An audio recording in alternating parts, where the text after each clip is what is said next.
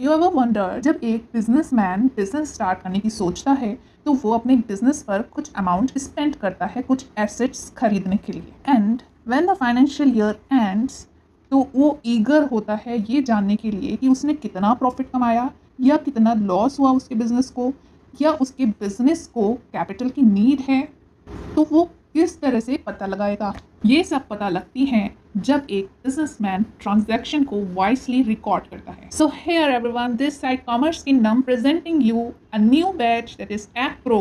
App pro बना है accountancy और प्रो के मिक्सचर से। इसका मतलब कि आप अकाउंटेंसी में प्रो होने वाले हो। तो ये बैच है उन स्टूडेंट्स के लिए who are in CA foundation, and even a class 11th and 12th student can also watch this batch. We will be uploading short videos of 2 to 3 minutes so that every concept is cleared and can be understood easily.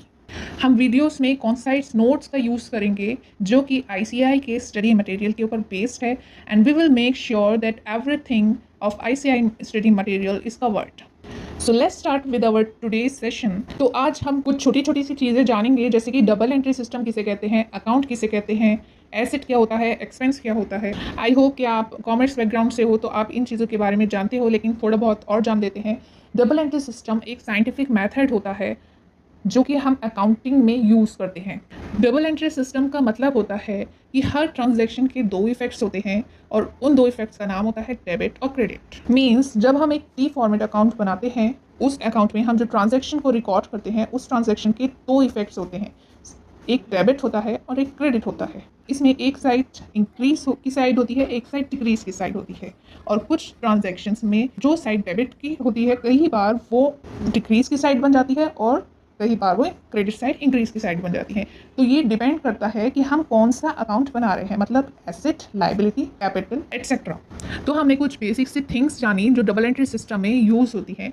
अब double entry system में हमने जाना कि एक account accounting के लिए use होता है, और हमने ये भी जाना कि ये जो अकाउंट था ये एक टी फॉर्मेट में था, और टी फॉर्मेट में एक साइड डेबिट होती है तो एक साइड क्रेडिट की होती है। अब हम ये जानते हैं कि अकाउंटिंग्स के कितने पिलर्स होते हैं।